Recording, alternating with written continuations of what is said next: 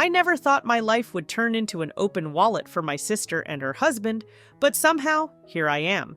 My name is Rachel, and at 35, I've built a life that I'm proud of, at least I thought I had. I have a solid career in finance, a cozy little house I bought on my own, and a dream I've been quietly nurturing for years: adopting a child. It's something I've kept close to my heart, something I've worked tirelessly toward, putting away every spare penny, sacrificing vacations, luxuries, and even a social life to make it happen. But to my sister Laura and her husband Greg, I'm just Rachel, the responsible, childless older sister with extra money they think should naturally flow their way. Laura and I were never close growing up. She was the golden child, the one with the bright smile and effortless charm that everyone adored. I, on the other hand, was the quiet, practical one. When we were younger, it was little things. Laura got the newest clothes while I got hand-me-downs. She got praised for her beauty while I was told to focus on my studies. I never minded much. I knew I wasn't flashy or attention-seeking like her. But as we got older, the gap between us widened. Laura married Greg straight out of college, and they had grand dreams, but very little sense of how to achieve them. They jumped from one job to another, never staying long enough to build a stable life. Meanwhile, I climbed the corporate ladder, watched my savings grow, and quietly made my plans for the future. It started small. "Rachel, can you lend us a little to cover rent this month?" That turned into covering car repairs, a loan for their wedding, and later, helping them get back on their feet after yet another failed business venture. I always told myself it was just temporary, just helping family. But over the years, it became a pattern I didn't know how to break. The worst part? They never even asked how I was doing. It was always about them, their needs, their struggles. I remember sitting at family dinners, listening to Laura go on and on about how unfair life was to them, how they were trying so hard to conceive, and how expensive fertility treatments were. I'd nod sympathetically, but inside, resentment simmered. They had no idea that I was saving for my own version of a family, that my path to motherhood didn't involve expensive treatments, but years of careful financial planning and emotional preparation. Adoption was my dream, my hope. But I never shared it with them. I knew they'd see it as frivolous, something to be ridiculed or dismissed. "Why adopt when you can have your own?" Laura would say, with that condescending smile of hers, as if my life choices were some kind of joke. And then there was my mother. She had a way of always making me feel like I wasn't doing enough. "Laura's been through so much, Rachel. You should be more understanding," she'd say, patting my hand like I was some cold-hearted stranger who didn't care. And when I dared to say no to another loan, another favor, the guilt trips were relentless. "You don't understand what it's like to want something so badly," Laura would say, her eyes welling up with perfectly timed tears. But I did understand. They just never cared enough to ask. Still, I kept my mouth shut, thinking that keeping the peace was worth it. Until recently, when the demands started getting bolder. Greg, who rarely spoke to me unless it involved money, pulled me aside at a family gathering and said, "You know, Rachel, since you don't have kids, you should really help us with our IVF treatments. It's not like you have anything else going on." I blinked at him, stunned. The audacity, the sheer entitlement, left me speechless for a moment. They weren't asking anymore, they were expecting. It hit me then, in a way it never had before. They didn't see me as Rachel, their sister. They saw me as a resource, a means to an end. And that's when something inside me shifted. I should have known that Greg's comment at the family gathering was just the beginning. A week later, Laura invited me over for lunch, just the two of us. That should have been my first red flag. Laura never invited me anywhere unless she needed something. But against my better judgment, I went. Maybe some part of me was still hoping she'd want to spend time with me without an ulterior motive. I arrived at their apartment, greeted by the usual mess. Takeout containers on the counter, piles of laundry on the couch, and Greg sprawled out in front of the TV like he didn't have a care in the world. Laura, of course, was in her usual frantic state, throwing together a salad and acting like she'd been busy all day. "Hey, Rach! So glad you could come," she chirped, but there was a forced brightness in her voice. "Come sit. I made your favorite." I doubted it. Laura never remembered my favorites unless it benefited her. But I sat anyway, watching as she fidgeted with the napkins, her eyes darting nervously toward Greg. That's when I knew, whatever this was, it wasn't going to be good. "So," she started, pouring me a glass of wine, "Greg and I have been talking, and we really think we're ready to go all in with IVF." She smiled too widely, and I could see where this was headed before she even said it. I nodded, keeping my expression neutral. "That's great, Laura. I know it's something you've wanted for a while," she beamed. "Exactly. And we've been thinking, you know how much these treatments cost." There it was. Laura reached across the table, clasping my hand like we were in some heartfelt moment. "Rachel, you don't have kids yet. You're doing well financially. Wouldn't it be amazing if you could help us make our dream come true? You know how much we've struggled, and you've always been so generous." Greg, who had been silent up until now, finally chimed in. "It's not like you're using your money for anything important, right?" He smirked. "You can't take it with you." My stomach turned, and I felt heat rise to my face. I carefully pulled my hand back from Laura's grip, staring at them both. They were so casual about it, like I owed them this, like my money was just waiting to be handed over to fund their life. I took a deep breath, forcing my voice to stay calm. "Actually, I am using my money for something important." Laura blinked, clearly confused. "Oh? What, like a trip or something?" She laughed like I couldn't possibly have any real plans. I looked her dead in the eye and said, "I've been saving to adopt." The silence that followed was deafening. Laura's smile faltered, and Greg sat up straighter. "What?" she said, laughing nervously. "Adopt? Why would you do that when you can just, have your own?" "Because that's what I want," I said firmly, "and that's where my money is going." Laura's expression darkened and Greg scoffed. "You're serious? You're going to waste all that money on some random kid when you could be helping family?" My hands clenched under the table. "It's not a waste, and it's not your business. I've helped you both enough over the years. This is something for me." Laura's eyes filled with tears, the ones she always used to manipulate me. "Rachel, I can't believe you'd turn your back on us like this. We're family." I stood up, pushing my chair back. "I am not turning my back on you, Laura. I'm just finally choosing myself." Greg shook his head in disgust. "Unbelievable. You're being selfish." I grabbed my purse and walked to the door. Laura followed me, still pleading, but I was done. As I turned the handle, she said in a desperate voice, "This is betrayal, Rachel." I glanced back at her, the years of guilt and obligation weighing on me for the last time. And then, with a calm I didn't even know I had, I smiled and said, "No, Laura, this is freedom." And I walked out. The fallout from that lunch was swift and vicious. I barely made it home before my phone started buzzing nonstop. First, it was Laura, alternating between pleading texts and guilt-laced accusations. "Rachel, please, let's talk. We need you." "I can't believe you're being this selfish. After everything we've done for you?" "So you'd rather spend your money on some stranger than on your own family?" Disgusting. I ignored the messages and put my phone on silent, but then Mom called. I sighed, knowing that avoiding her would only make things worse. "Rachel," she began, her voice already steeped in disappointment, "what's this I hear about you refusing to help your sister?" I clenched my jaw. "Mom, I'm not refusing to help. I've already done enough for them. I'm just choosing to focus on my own plans now." There was a heavy pause. Plans? What plans could possibly be more important than family? I took a deep breath. "I'm adopting, Mom."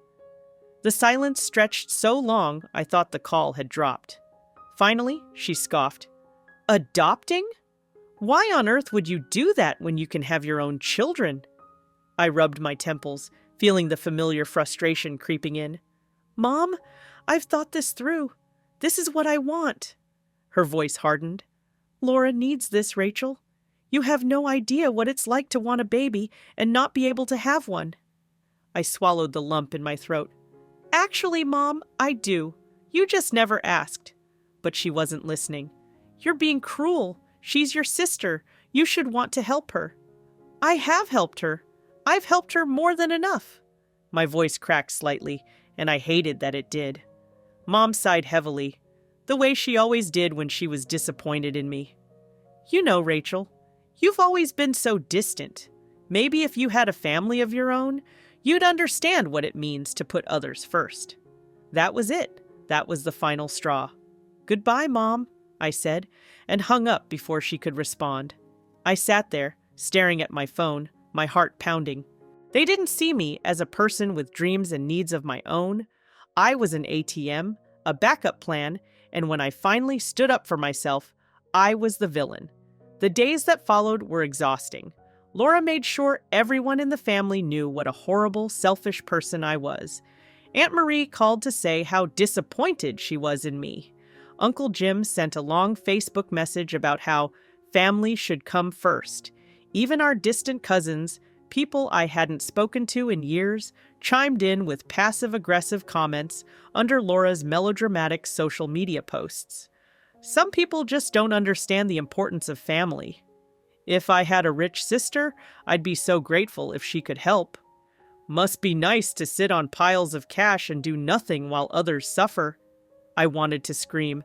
They had no idea how much I had sacrificed over the years, how many times I had bailed Laura and Greg out, how much I had put my own dreams on hold to help them. And now, when I finally wanted something for myself, I was painted as the heartless one. The final blow came when Laura showed up at my house unannounced one evening. I opened the door, and there she stood, arms crossed, Greg lurking behind her with a smug expression. "We need to talk," she said, pushing past me into my living room without waiting for an invitation. I shut the door, already regretting letting them in. "Laura, I've said everything I need to say." She spun around, her eyes flashing with anger. "No, Rachel, you haven't. You think you can just abandon us? Turn your back on your family for some random kid that's not even yours?" I felt something inside me snap. "That child will be mine, Laura. Just because it's not happening the way you think it should doesn't make it any less real." Greg snorted. "You're throwing your money away on something that's not even guaranteed. What if it falls through? What if the kid turns out to be trouble? You're making a mistake." I crossed my arms, staring him down. "You mean like the money I threw away on your failed business? Or your credit card debt? Or your second honeymoon?" His face darkened, but I wasn't finished. "I'm done being your safety net. I'm done putting myself last." Laura's face crumpled, tears pooling in her eyes. "You don't understand, Rachel. You have no idea how hard it is to want something so badly and not be able to have it." I exhaled slowly, my voice softer this time. "Actually, Laura, I do. I've wanted to be a mom for years. I've worked and saved and planned. I just didn't broadcast it to the whole world the way you do." She blinked in surprise, clearly not expecting that, but Greg wasn't done. "So that's it? You're just going to cut us off?" I shook my head. "No, Greg. I'm just finally setting boundaries." Laura wiped her tears dramatically. "So this is betrayal, huh?" I stared at her, feeling a strange sense of calm. "No, Laura. This is me choosing myself for once." I walked to the door and held it open. Greg grumbled something under his breath as he stomped out, but Laura lingered for a moment, her eyes pleading. "We're family, Rachel. Doesn't that mean anything to you?" I sighed. "Family goes both ways, Laura. Think about that." With that, I closed the door. For the first time in years, I felt free. But I also knew that this was far from over. Laura and Greg weren't going to let this go without a fight. But for once, I was ready. Laura and Greg's attempts to guilt-trip me didn't stop after that night. If anything, they doubled down. A week later, I found myself scrolling through social media when I saw Laura's latest post. "Sometimes the people you count on the most turn out to be the biggest disappointments. Family should support each other, not turn their backs when things get tough. The comments were flooded with sympathy. People I barely knew were chiming in, offering their support to my sister. Stay strong, Laura. Some people just don't get it. Wow, I can't believe someone would be so selfish. You deserve better, girl. I felt a familiar sting in my chest, but I didn't let it take hold. I had bigger things to focus on. My adoption paperwork was in its final stages, and I wasn't about to let Laura's antics derail me now. But Laura wasn't done yet. She and Greg showed up uninvited again, this time with Mom in tow. When I opened the door and saw them standing there, I knew it wasn't going to be good. Mom pushed past me first, her eyes scanning my living room as if she was expecting to find something incriminating. "Rachel," she said, settling onto my couch with a heavy sigh, "we need to talk." Laura perched herself dramatically on the armrest, dabbing at her dry eyes with a tissue, and Greg crossed his arms like he was here to stage an intervention. I stood by the door, arms crossed. If this is about the money again, don't bother. My answer hasn't changed. Laura let out a strangled sob. "Rachel, please! This is our last chance to have a baby. Do you know how painful it is to want something so badly and not have it?" I shot her a flat look. "Yes, Laura, I do." Mom's voice was softer, but no less manipulative. "Honey, you have to understand how much this means to your sister. You have no children, no responsibilities. You're being incredibly selfish." My hands clenched into fists at my sides. "Selfish?" I repeated slowly. "You think I'm selfish because I finally want to do something for myself?" I took a step closer, looking directly at Mom.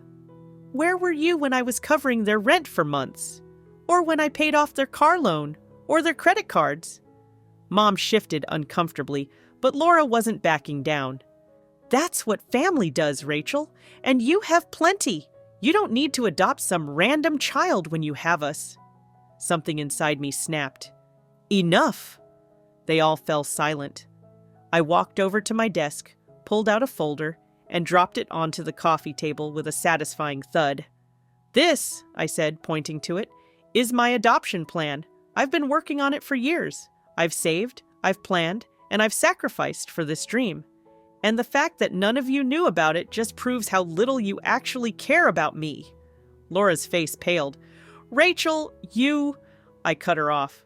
"No, you don't get to talk. You've spent years treating me like an ATM. You never once asked what I wanted in life. And now, because it doesn't fit your narrative, you think you can guilt me into giving up my dream?" I laughed bitterly. "Well, you're out of luck," Greg sneered. "Wow. So you're seriously going through with this? You think raising some stranger's kid is going to make you happy?" I turned to him, my voice dangerously low. "Yes, Greg, I do, and frankly, it's none of your business."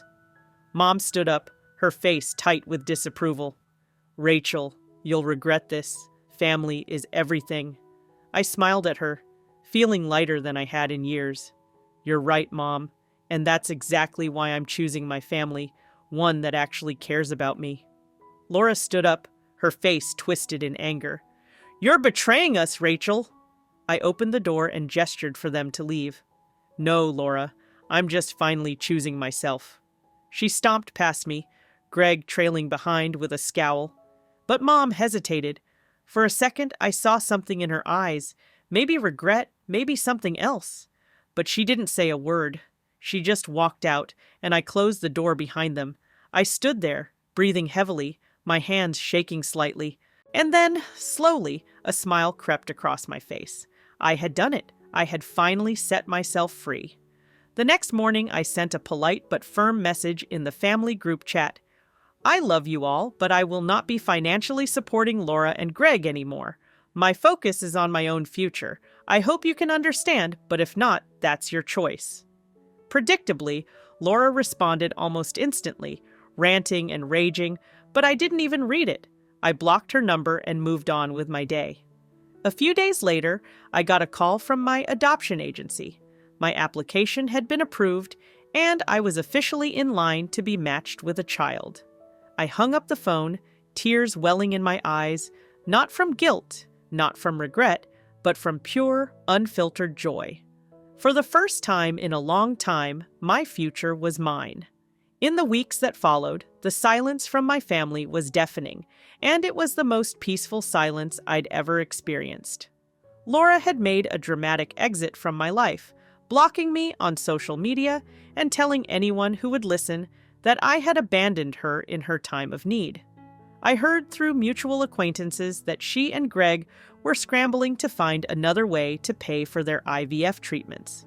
Apparently, their other options were drying up fast, and the reality of their financial irresponsibility was finally sinking in. Mom, on the other hand, had taken a different approach. She still called every now and then, her voice softer, more tentative than usual. "Rachel," she said one evening, I don't understand why you won't at least talk to Laura. She's hurting." I sighed, swirling my tea as I sat in my quiet, cozy living room, the same one that used to be a revolving door for Laura's crises. "Mom, I'm not responsible for Laura's choices. I've done enough, and it's time for me to focus on my own life." Mom hesitated. "But you know how much she wanted a baby." "And I want a family too," I replied firmly. "But the difference is, I've worked for mine without expecting someone else to pay for it." She didn't argue after that. Maybe she was starting to see the truth, or maybe she was just tired of the fight. Either way, I wasn't backing down. With my boundaries firmly in place, I found myself with more time and energy to focus on what truly mattered, preparing for my adoption journey. I decorated the spare bedroom in soft pastels, filling it with books, stuffed animals, and little touches that made my heart swell with anticipation. I attended parenting workshops, connected with other adoptive parents, and poured myself into the process. For the first time in years, I wasn't living in the shadow of my sister's demands. I was living for me. One afternoon, while organizing baby clothes in the nursery, I got a call from an unknown number. My heart raced as I answered. "Hello?" "Hi, Rachel. This is Amanda from the adoption agency." I held my breath. "We've matched you with a little girl," Amanda said, her voice warm and excited. "She's 2 years old, and her name is Mia." Tears sprang to my eyes as I sank onto the bed, gripping the phone tightly. "Mia," I whispered, testing the name on my lips. "Yes," Amanda continued. "We'll send over all the details, but if you're ready, we can begin the finalization process." I wiped my eyes, barely able to contain my emotions. "I'm more than ready." After hanging up, I sat in the nursery, staring at the tiny onesies hanging in the closet, feeling an overwhelming sense of gratitude and peace. This was happening. My dream was coming true. Despite everything, despite the guilt, the pressure, the manipulation, I had chosen myself, and now I was going to have the family I'd always wanted. A week later, Mom called again. "Rachel," she said quietly, "I heard you're adopting a little girl." I smiled. "Her name is Mia." There was a long pause before Mom finally said, I hope she brings you happiness." "She already has," I replied. And for the first time in a long time, I could tell that Mom meant it. Maybe she was starting to understand that happiness doesn't come from pleasing others, it comes from following your own heart. As I hung up, I realized something. I wasn't angry anymore. I wasn't bitter. I had finally closed the door on that chapter of my life, and I was stepping into a new 1-1, filled with hope, love, and the promise of a future that I had built on my own terms. And as I looked around the nursery, I smiled to myself. Laura and Greg had their dreams, but I had mine. And for once, I was living it without apology,